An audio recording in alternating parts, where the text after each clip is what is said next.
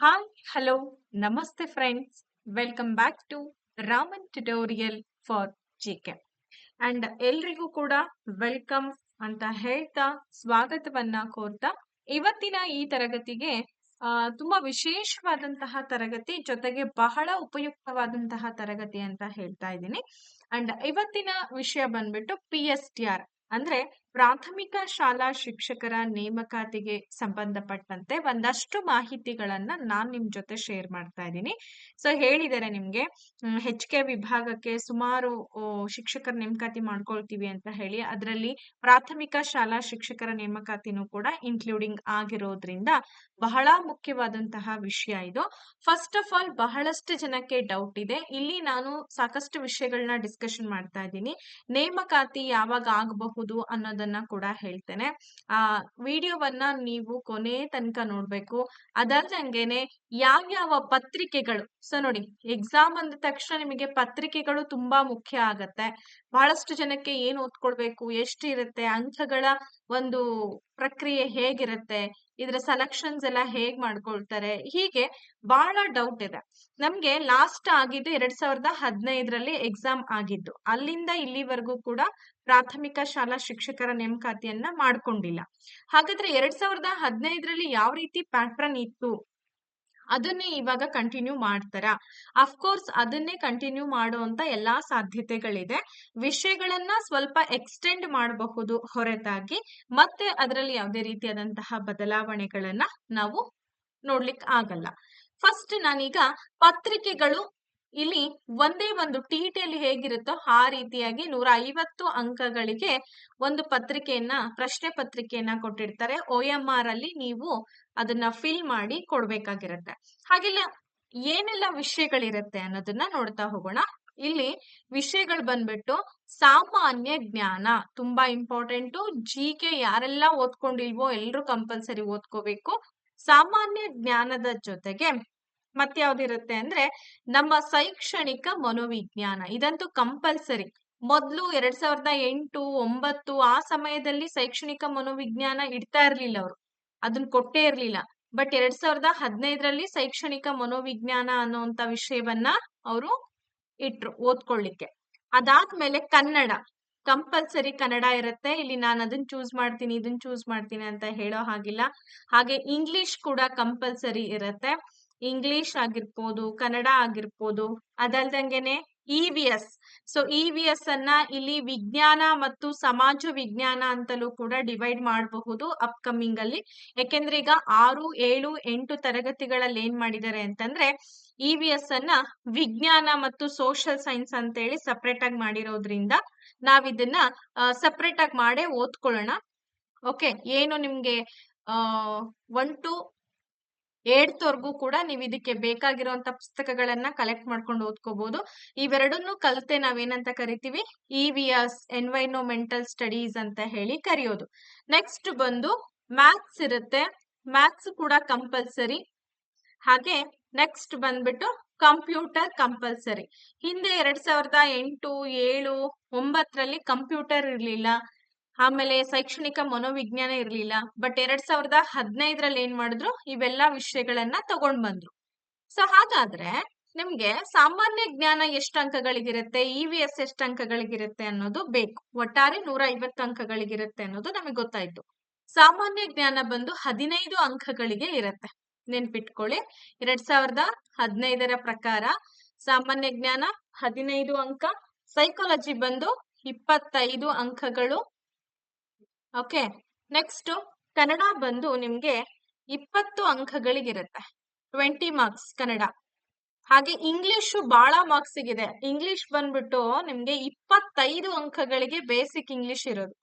So ನೀವೇನಾದ್ರೂ English ಅನ್ನ neglect ಮಾಡ್ತೀರಾ ಅನ್ನೋದಾದ್ರೆ ಬಹಳ ಕಷ್ಟ ಅನುಭವಿಸ್ಬೇಕಾಗತ್ತೆ. ಸ್ಪೆಷಲಿ PSTR ಟೀಚರ್ಸ್ ತುಂಬಾ ಇಂಪಾರ್ಟೆಂಟ್.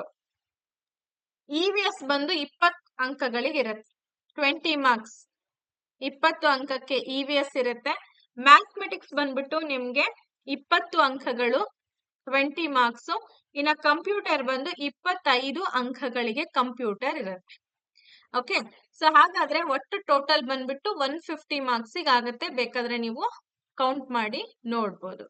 ಹಾಗಾದ್ರೆ ಇಲ್ಲಿ ನೀವು ತುಂಬಾ ಗಮನ ವಹಿಸ್ಬೇಕಾಗಿರುವಂತ ವಿಷಯ ಒಂದು ಕಂಪ್ಯೂಟರು, ಇಂಗ್ಲಿಷು, ಅದಲ್ದಂಗೆ ಎಜುಕೇಶನಲ್ ಸೈಕಾಲಜಿ ಆಗಿರ್ಬೋದು, ಎಲ್ಲಾ ವಿಷಯಗಳಿಗೂ ಕೂಡ ನೀವು ಹೆಚ್ಚಿನ ಗಮನವನ್ನ ವಹಿಸ್ಬೇಕು.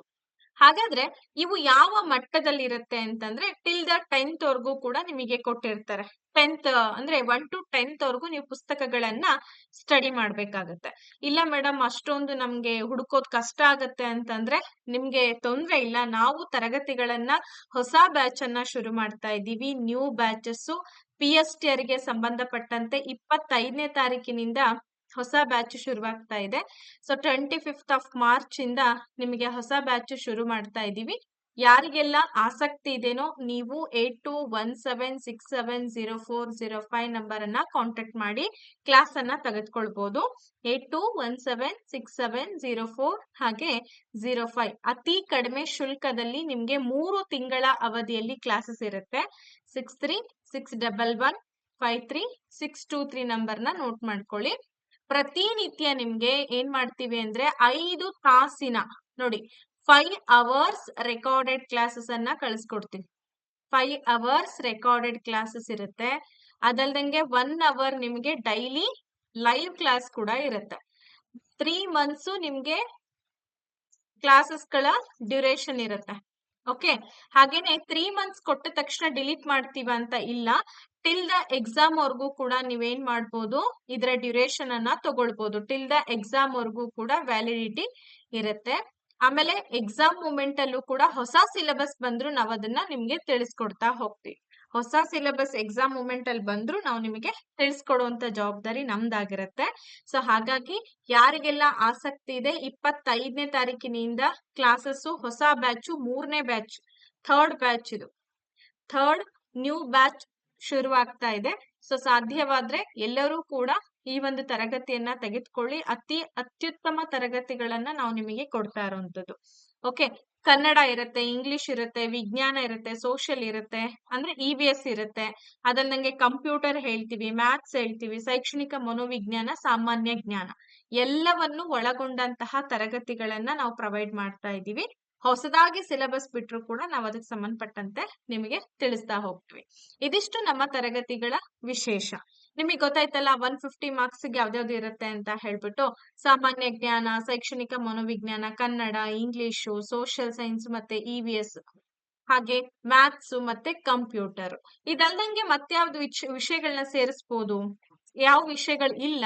ಮ್ಯಾಥ್ಸ್ ಅಲ್ಲೇ ಮೆಂಟಲ್ ಎಬಿಲಿಟಿ ಬರೋದ್ರಿಂದ ನಿಮಗೆ ಮತ್ತೆ ಮೆಂಟಲ್ ಎಬಿಲಿಟಿ ಅಂತ ಹೇಳಿ ಹೊಸದಾಗಿ ಏನ್ ಸೇರ್ಪಡೆ ಮಾಡುವಂತ ಚಾನ್ಸಸ್ ತುಂಬಾನೇ ಕಡಿಮೆ ಇರುತ್ತೆ. ಹಾಗಾದ್ರೆ ನೇಮಕಾತಿ ಯಾವಾಗ ಆಗಬಹುದು ಮೇಡಮ್? ಬಹಳಷ್ಟು ಜನರ ಪ್ರಶ್ನೆ ಬಂದ್ಬಿಟ್ಟು ಯಾವಾಗ ನೇಮಕಾತಿ ಆಗತ್ತೆ ಅಂತಂದ್ರೆ, ನೇಮಕಾತಿಗೆ ಸಂಬಂಧಪಟ್ಟಂತೆ ಬಹಳಷ್ಟು ಜನಗಳ ಗೊಂದಲ ಇದೆ. ನನ್ಗೂ ಕೂಡ ಅರ್ಥ ಆಗತ್ತೆ. ನಿಮ್ಗೆಲ್ಲ ಗೊತ್ತಿರಬಹುದು ಒಳ ಮೀಸಲಾತಿ. ಏನಿದು ಒಳ ಮೀಸಲಾತಿ ಅಂತಂದ್ರೆ, ಈಗಾಗ್ಲೇ ನಿಮ್ಗೆ SC ST ಒಂದು ಕ್ಯಾಸ್ಟ್ ಗಳಲ್ಲಿ ಇರುವಂತಹ ಉಪಜಾತಿಗಳನ್ನ ಒಂದ್ ಸ್ವಲ್ಪ ಅದಕ್ಕೆಲ್ಲ ಮೀಸಲಾತಿಗಳನ್ನ ಕೊಡ್ಬೇಕು ಅಂತ ಹೇಳಿ ಆ ಕೇಸ್ ಇನ್ನು ನಡೀತಾ ಇರೋದ್ರಿಂದ ಇದು ಸಂಪೂರ್ಣ ಆದ ನಂತರದಲ್ಲಿ ನಿಮ್ಗೆ ನೋಟಿಫಿಕೇಶನ್ ಆಗತ್ತೆ. ಯಾವಾಗ ಆಗಬಹುದು ಮೇಡಮ್ ಅಂತಂದ್ರೆ, ಮ್ಯಾಕ್ಸಿಮಮ್ ಈ ವರ್ಷದ ಕೊನೆಯಲ್ಲಿ ನೋಟಿಫಿಕೇಶನ್ ಆಗುವಂತ ಸಾಧ್ಯತೆ ಬಹಳ ದಟ್ಟವಾಗಿರೋದ್ರಿಂದ ನಿಮ್ಮ ಸ್ಟಡೀಸ್ ಅನ್ನ ಮ್ಯಾಕ್ಸಿಮಮ್ ಏನಿಲ್ಲ ಅಂದ್ರೂ 1 ವರ್ಷದ ತಯಾರಿಯನ್ನ ಮಾಡ್ತಾ ಹೋಗಿ. 1 ವರ್ಷದ ತಯಾರಿಯಿಂದ ನಿಮ್ಗೆ ಏನಾಗತ್ತೆ, ವಿಷಯಗಳ ಎಲ್ಲವನ್ನ ಕೂಡ ಓದ್ಕೊಳ್ಬಹುದು. ಹಾಗೆ TT ಕಂಪಲ್ಸರಿ. TT ಪೇಪರ್ 1 ಆಗಿರ್ಬೇಕು ನಿಮ್ಗೆ. ಯಾರೆಲ್ಲ TT ಪೇಪರ್ 1 ಮಾಡ್ಕೊಂಡಿಲ್ವೋ ನೀವು TT ಪೇಪರ್ 1 ಅನ್ನ ಪಾಸ್ ಮಾಡ್ಕೊಂಡಿರ್ಬೇಕು ಕಂಪಲ್ಸರಿ. ಹಾಗೆ ಎಜುಕೇಶನಲ್ ಕ್ವಾಲಿಫಿಕೇಶನ್ ಅಂತ ಬಂದಾಗ ಒಂದಷ್ಟು ಇಲ್ಲಿ ಗೊಂದಲ ಇದೆ, ನಮಗೂ ಕೂಡ ಕ್ಲಾರಿಟಿ ಇಲ್ಲ. ಯಾಕೆ ಅಂತಂದ್ರೆ ಬಹಳಷ್ಟು ಜನಕ್ಕೆ B.Ed ಮಾಡ್ಕೊಂಡವ್ರು ಕೂಡ ಪೇಪರ್ 1 ಬರ್ದಿದ್ದೀರಾ. ಸದ್ಯದ ಒಂದು ಪರಿಸ್ಥಿತಿಯಲ್ಲಿ ನಾನ್ ಹೇಳೋದೇನಪ್ಪಾ ಅಂತಂದ್ರೆ, D.Ed ಪ್ಲಸ್ ಪೇಪರ್ 1 ಯಾರು ಮಾಡ್ಕೊಂಡಿದ್ದೀರೋ ಅವರಿಗೆ TT ಪೇಪರ್ 1 ಯಾರ್ದು ಪಾಸ್ ಮಾಡ್ಕೊಂಡಿದ್ದೀರೋ ಅವ್ರು ಆರಾಮಾಗಿ ಸ್ಟಡಿ ಮಾಡ್ಕೊಳ್ಳಿ. ಯಾವುದೇ ರೀತಿಯಾದಂತಹ ತೊಂದರೆ ನಿಮಗೆ ಇಲ್ಲ. PUC D.Ed plus paper 1 TT ಯಾರ್ದಾಗಿರುತ್ತೋ ಅವರು ಈ ಒಂದು ಎಕ್ಸಾಮ್ ಅನ್ನ ಬರಿಬಹುದು. ಇನ್ನ B.Ed ಪ್ಲಸ್ TT ಪೇಪರ್ 1 ಆದವ್ರು ಏನ್ ಮಾಡ್ಬೇಕು ಮೇಡಮ್ ಅಂತಂದ್ರೆ, ಅದಕ್ಕೆ ನೋಟಿಫಿಕೇಶನ್ ಬರೋ ತನಕಲೂ ಕೂಡ ನೀವು ವೇಟ್ ಮಾಡ್ಬೇಕಾಗತ್ತೆ. ಯಾಕೆಂದ್ರೆ ನನಗ್ ಗೊತ್ತಿರೋ ಮಾಹಿತಿಯನ್ನ ನಾನ್ ನಿಮಗೆ ಹೇಳ್ಬೇಕಲ್ವಾ. ಸುಮ್ನೆ ಸುಳ್ಳುಗಳು ಹೇಳೋದ್ರಿಂದ ಏನಾಗುತ್ತೆ, ತಪ್ಪಾದ ಮಾಹಿತಿಯನ್ನ ತಲುಪಿಸ್ದಂಗಾಗುತ್ತೆ. ಸೊ ನನಗೆ ಪಕ್ಕಾ ಇರುವಂತ ಮಾಹಿತಿಯನ್ನ ನಾನ್ ನಿಮ್ ಜೊತೆ ಶೇರ್ ಮಾಡ್ತಾ ಇರೋದ್ರಿಂದ ಡಿ.ಎಡ್ ಪೇಪರ್ 1 ಯಾರ್ದಾಗಿದೆ ಅವ್ರು ಮಾತ್ರ ಇದಕ್ಕೆ ಪ್ರಿಪರೇಷನ್ ಮಾಡ್ಕೊಳ್ತಾ ಹೋಗಿ. ಮತ್ತೆ ಬಿ.ಎಡ್ ಆದರೂ ಕೂಡ ಪ್ರಿಪರೇಷನ್ ಮಾಡ್ತಾ ಹೋಗಿ, ಏನ್ ತೊಂದ್ರೆ ಇಲ್ಲ. ಮತ್ ನಾಳೆ ದಿನ ಏನ್ ಚೇಂಜ್ ಮಾಡ್ತಾರೋ ಅದಕ್ಕೆ ನೀವು ಅಡ್ಜಸ್ಟ್ ಆಗ್ಲೇಬೇಕಾಗತ್ತೆ. ಓಕೆ, ಇದು PSTR ಗೆ ಸಂಬಂಧಪಟ್ಟಂತ ಮಾಹಿತಿ. ಜೊತೆಗೆ PSTR ನೇಮಕಾತಿಗೆ ಸಂಬಂಧಪಟ್ಟಂತೆ ಯಾವೆಲ್ಲ ಪುಸ್ತಕಗಳನ್ನ ಓದ್ಕೊಳ್ಬೇಕು, ಯಾವ ಪುಸ್ತಕಗಳನ್ನ ಓದ್ಕೋಬೇಕು ಅನ್ನೋದು ಬಹಳಷ್ಟು ಜನರ ಒಂದು ಕನ್ಫ್ಯೂಷನ್ಸ್ ಆಗಿರುತ್ತೆ. ಪುಸ್ತಕಗಳು ಅಂತ ಬಂದಾಗ ಟೆಕ್ಸ್ಟ್ ಬುಕ್ಸ್ ಗಳನ್ನ ನೀವು ರೆಫರ್ ಮಾಡೋದು ದಿ ಬೆಸ್ಟ್. ಎಲ್ಲಿಂದ ಟೆಕ್ಸ್ಟ್ ಬುಕ್ ಗಳನ್ನ ರೆಫರ್ ಮಾಡ್ಬೇಕು ಮೇಡಮ್ ಅಂದ್ರೆ ಎಲ್ಲ ಹೇಳ್ತಾರೆ, 1ರಿಂದ 10ನೇ ತರಗತಿಯ ಒಂದು ಟೆಕ್ಸ್ಟ್ ಬುಕ್ಸ್ ಗಳನ್ನ ನೀವು ಸ್ಟಡಿ ಮಾಡಿ. ಯಾವ್ದಕ್ಕೆ ಮಾಡ್ಬೋದು ನೀವು? ಮ್ಯಾಥ್ಸ್ ಗೆ 1ರಿಂದ 10ನೇ ತರಗತಿ ಟೆಕ್ಸ್ಟ್ ಬುಕ್ ಓದ್ಕೋಬಹುದು. ಅದಲ್ದಂಗೆ EVS ಗೆ ಓದ್ಕೋಬಹುದು. ಅದಲ್ದಂಗೆ ಕನ್ನಡ ವ್ಯಾಕರಣವನ್ನ ಓದ್ಕೋಬೇಕು, ಇಂಗ್ಲಿಷ್ ವ್ಯಾಕರಣವನ್ನ ಓದ್ಕೋಬೇಕು, ಕನ್ನಡ ಬೋಧನಾಶಾಸ್ತ್ರವನ್ನ ಓದ್ಕೋಬೇಕು, ಶೈಕ್ಷಣಿಕ ಮನೋವಿಜ್ಞಾನವನ್ನ ಓದ್ಕೋಬೇಕು. ಅದೆಲ್ಲ 1ರಿಂದ 10ನೇ ತರಗತಿ ಪುಸ್ತಕದಲ್ಲಿ ಸಿಗಲ್ಲ. ಅದೆಲ್ಲ ಸಪರೇಟ್ ಆಗಿ ನೀವು ಪುಸ್ತಕಗಳನ್ನ ತೆಗೆದುಕೊಂಡು ಓದ್ಬೇಕಾಗತ್ತೆ. ಹಾಗಾದ್ರೆ ಸೈಕಾಲಜಿಗೆ ಯಾವ್ದು ಪುಸ್ತಕ ತಗೊಂಡು ಓದ್ಕೋಬೇಕು ಅಂದ್ರೆ ಡಾಕ್ಟರ್ ವಾಮದೇವಪ್ಪ ಅವರ ಪುಸ್ತಕವನ್ನ ನೀವು ಸೈಕಾಲಜಿಗೆ ಓದ್ಕೊಂಬಿಡಿ. ಮತ್ತೆ ಯಾವುದೇ ಪುಸ್ತಕಗಳನ್ನ ತಗೊಳ್ಳುವಂತ ಅವಶ್ಯಕತೆ ಬೀಳೋದಿಲ್ಲ. ಯಾವುದು? ಸೈಕಾಲಜಿಗೆ. ಇನ್ನ ಅದನ್ ಬಿಟ್ರೆ ಇಂಗ್ಲಿಷ್ಗೆ ಯಾವ ಪುಸ್ತಕ ತಗೋಬೇಕು ಅಂದ್ರೆ ಕೃಷ್ಣಮೂರ್ತಿ, JD ಕೃಷ್ಣಮೂರ್ತಿ ಅಂತ ಒಂದು ಪುಸ್ತಕ ಸಿಗುತ್ತೆ, ಕಂಟೆಂಪ್ರರಿ ಇಂಗ್ಲಿಷ್ ಗ್ರಾಮರ್ ಬುಕ್ ಅಂತ ಹೇಳಿ. ತುಂಬಾ ಚೆನ್ನಾಗಿದೆ ಬುಕ್. ಕಂಪ್ಲೀಟ್ ಆಗಿ ನಿಮ್ಗೆ ಗ್ರಾಮರ್ ಅನ್ನ ತಿಳಿಸ್ಕೊಡುತ್ತೆ. JD ಕೃಷ್ಣಮೂರ್ತಿ ಅವರ ಪುಸ್ತಕ ಇಂಗ್ಲಿಷ್ಗೆ ಚೆನ್ನಾಗಾಗುತ್ತೆ. ಇನ್ನ ಕನ್ನಡಕ್ಕಂತ ಬಂದಾಗ ಯಾವ್ದಾದ್ರು ವ್ಯಾಕರಣ ಪುಸ್ತಕವನ್ನ ನೀವು ಓದ್ಕೋಬಹುದು. 8ನೇ ಕ್ಲಾಸಿಂದ 10ನೇ ಕ್ಲಾಸ್ ವರೆಗೂ ಕೂಡ ಕನ್ನಡ ಪುಸ್ತಕದ ಹಿಂದಿನ ಒಂದು ಗ್ರಾಮರ್ ಏನಿದೆ ಅದಕ್ಕೆ ನೀವು ಕನ್ನಡವನ್ನ ಓದ್ಕೊಂಡ್ಬಿಡಿ. ವಿಡಿಯೋವನ್ನ ಕಂಪ್ಲೀಟ್ ಆಗಿ ನೋಡಿದ್ರೆ ಮಾತ್ರ ನಾನ್ ಕೊಡುವಂತ ವಿಷಯಗಳು ನಿಮಗೆ ಸಮರ್ಥನೆ ಆಗತ್ತೆ, ಇಲ್ಲಾಂದ್ರೆ ಸಮರ್ಥನೆ ಆಗಲ್ಲ. ನೆಕ್ಸ್ಟ್ GK ಅಂತ ಬಂದಾಗ ಇಂಥದ್ದೇ ಬುಕ್ ಅನ್ನ ಓದಿ ಅಂತ ನಾನು ಹೇಳಲ್ಲ. ಯಾಕೆಂದ್ರೆ GKಗೆ ಸುಮಾರು ಅಪರಿಮಿತವಾದಂತಹ ಪುಸ್ತಕಗಳು ಸಿಗತ್ತೆ. ತೆಗೆದುಕೊಂಡು ನಿಮಗೆ ಹೇಗೆ ಅನುಕೂಲ ಆಗುತ್ತೋ ಆಗ ಓದ್ಕೊಳ್ಳಿ. ಕಂಪ್ಯೂಟರ್ ಕೂಡ ಅಷ್ಟೇ, ಬಹಳಷ್ಟು ಜನ ಪಬ್ಲಿಷ್ ಮಾಡಿ ಬಿಟ್ಟಿದ್ದಾರೆ ಕಂಪ್ಯೂಟರ್ ಪುಸ್ತಕಗಳು. ಸೊ ಅದ್ ನಿಮ್ಮ ಹತ್ರ ಇದೆ ಅಂತಂದ್ರೆ ಸಿಲೆಬಸ್ ಪ್ರಕಾರನೇ ನೀವು ಅದನ್ನ ನೋಡ್ಕೊಂಡಿದ್ದು ಪ್ರಾಕ್ಟೀಸ್ ಮಾಡಿ ಇದನ್ ಮಾಡಿ. ಈಗ GPT ಕಂಪ್ಯೂಟರ್ ಇದೆ, ಮತ್ತೆ HSTR ಗೂ ಕೂಡ ಕಂಪ್ಯೂಟರ್ ಇದೆ. ಅದ್ ಏನ್ ಸಿಲೆಬಸ್ ಇದೆ ನಿಮ್ಗೂ ಕೂಡ ಅದೇ ಸಿಲೆಬಸ್ ಇರುತ್ತೆ. ಓಕೆ, ಸೊ ಕನ್ನಡ ವ್ಯಾಕರಣ ಮತ್ತೆ ಬೋಧನಾಶಾಸ್ತ್ರನ ನೀವು ಕಂಪ್ಲೀಟ್ ಆಗಿ ಓದ್ಕೊಳ್ಳಿ. ಇಂಗ್ಲಿಷ್ ಕೂಡ ಅಷ್ಟೇ, ಬೋಧನಾಶಾಸ್ತ್ರ ಮತ್ತೆ ವ್ಯಾಕರಣ ಎರಡನ್ನ ಕೂಡ ಇನ್ಕ್ಲೂಡಿಂಗ್ ಮಾಡಿ ಕೊಡುವಂಥದ್ದು. ಇದಿಷ್ಟು ಪುಸ್ತಕಗಳ ಬಗ್ಗೆ ಮಾಹಿತಿ. ಓಕೆ, ಎಷ್ಟು ಅಂಕಗಳಿಗೆ ಯಾವ್ದ್ಯಾವ್ದು ಏನೇನ್ ಕೇಳ್ತಾರೆ ಅನ್ನೋದು ಗೊತ್ತಾಯ್ತು ನಿಮಗೆ. ಈಗ 2015ರಲ್ಲಿ ಈ ಒಂದು ಪರೀಕ್ಷೆಯನ್ನ ಕಂಪ್ಲೀಟ್ಲಿ ಆಬ್ಜೆಕ್ಟಿವ್ ಟೆಸ್ಟ್ ಆಗಿ ತೆಗೆದುಕೊಂಡಿದ್ರು. ಅಂದ್ರೆ ಮಲ್ಟಿಪಲ್ ಚಾಯ್ಸ್ ಕ್ವಶನ್ಸ್ ಇತ್ತು. ನೋ ನೆಗೆಟಿವ್ ಮಾರ್ಕ್ಸ್, ಯಾವುದೇ ರೀತಿಯಾದಂತಹ ನೆಗೆಟಿವ್ ಅಂಕಗಳು ಇಲ್ಲಿ ಇಲ್ಲ, ಓನ್ಲಿ ಪಾಸಿಟಿವ್. ಆಮೇಲೆ ಆಬ್ಜೆಕ್ಟಿವ್ ಟೈಪ್ ಕ್ವಶನ್ಸ್ ಬರ್ತವೆ, ಮಲ್ಟಿಪಲ್ ಚಾಯ್ಸ್ ಕ್ವಶನ್ಸ್ ಅಂತ ಏನ್ ಹೇಳ್ತೀವಿ ಅದು. ಇದನ್ನ ಡಿಸ್ಕ್ರಿಪ್ಟಿವ್ ಮಾಡ್ತಾರಾ ಅಂತ ಸುಮಾರು ಜನ ಕೇಳಿದ್ರು. ಅದ್ರ ಬಗ್ಗೆ ಯಾವುದೇ ಮಾಹಿತಿ ಬಂದಿಲ್ಲ. ಡಿಸ್ಕ್ರಿಪ್ಟಿವ್ ಮಾಡುವಂತ ಸಾಧ್ಯತೆ ತುಂಬಾ ಕಡಿಮೆ ಇದೆ. ಯಾವುದೇ ನೆಗೆಟಿವ್ ಅಂಕಗಳು ನಿಮ್ಗೆ ಇಲ್ಲಿ ಕೇಳೋದಿಲ್ಲ. ಈಸಿಯಾಗಿ ಆರಾಮಾಗಿ ಕೂಲ್ ಆಗಿ ನೀವು ಎಕ್ಸಾಮ್ ಅನ್ನ ಬರಿಬಹುದು. ಅಷ್ಟು ಸಿಂಪಲ್ ಆದಂತಹ ಪ್ರಶ್ನೋತ್ತರಗಳನ್ನ ಇಲ್ಲಿ ಕೇಳ್ತಾರೆ. ಓಕೆ, ಅರ್ಥ ಆಯ್ತಲ್ವಾ ನಿಮ್ಗೆ? ಇನ್ನ ನಾನು ನಿಮ್ಗೆ ಪ್ರತಿನಿತ್ಯ PSTR ಗೆ ಸಂಬಂಧಪಟ್ಟಂತೆ ಒಂದಷ್ಟು ಕ್ವಶನ್ ಅಂಡ್ ಆನ್ಸರ್ಸ್ ಗಳ ಸರಣಿಯನ್ನ ಕೂಡ ತಿಳಿಸ್ತಾ ಹೋಗ್ತೀನಿ. ಅದನ್ನ ನೀವೇನ್ ಮಾಡಿ ಡೈಲಿ ಬೇಸಿಸ್ ಮೇಲೆ ವರ್ಕೌಟ್ ಮಾಡಿದ್ರೆ PSTR ಪ್ರಿಪರೇಷನ್ ಮಾಡೋದು ಕಷ್ಟ ಆಗಲ್ಲ. ಈಸಿಯಾಗಿ ನೀವು PSTR ಪ್ರಿಪರೇಷನ್ ಅನ್ನ ಮಾಡ್ಕೊಂಡ್ ಬಿಡ್ಬೋದು.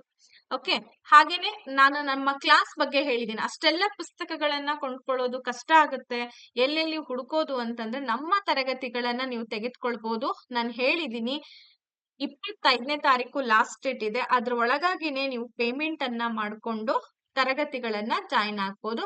ಆದಷ್ಟು ಬೇಗ ತರಗತಿಗಳನ್ನ ಜಾಯಿನ್ ಆದವರಿಗೆ ಒಳ್ಳೊಳ್ಳೆ ಆಫರ್ಗಳು ಕೂಡ ಸಿಗ್ತಾ ಇದೆ. ಅದನ್ನ ನೀವು ಮಿಸ್ ಮಾಡ್ಕೋಬೇಡಿ. ಓಕೆ, ಸೊ ಇದಕ್ಕೆ ಸಂಬಂಧಿತವಾಗಿ ಇನ್ನೇನಾದ್ರೂ ಡೌಟ್ ಇದೆ ಅಂತಂದ್ರೆ ತಾವೆಲ್ರೂ ವಾಟ್ಸಪ್ ನಲ್ಲಿ ಆಗಿರಬಹುದು ಅಥವಾ ಈ ವಿಡಿಯೋದ ಕೆಳಗಡೆ ಕಮೆಂಟ್ ಬಾಕ್ಸ್ ಅಲ್ಲಿ ನೀವು ಕಮೆಂಟ್ ಅನ್ನ ಹಾಕ್ಬೋದು. ಓಕೆ, ಇವತ್ತಿನ ಈ ವಿಡಿಯೋವನ್ನ ಇಲ್ಲಿಗೆ ಮುಗಿಸೋಣ. Thank you so much. And ಹೇಳ್ಬೇಕಾಗಿರುವಂತ ಎಲ್ಲಾ ವಿಷಯಗಳನ್ನ ಹೇಳಿದೀನಿ. ಇದ್ರಲ್ಲಿ ಇನ್ನೇನಾದ್ರೂ ಬಾಕಿ ಇದೆ ಅಂತಂದ್ರೆ ಅದನ್ನ ನಾನು ಮುಂದಿನ ತರಗತಿಯಲ್ಲಿ ಮಾಡೋಣ. ಧನ್ಯವಾದಗಳು. ಓಕೆ.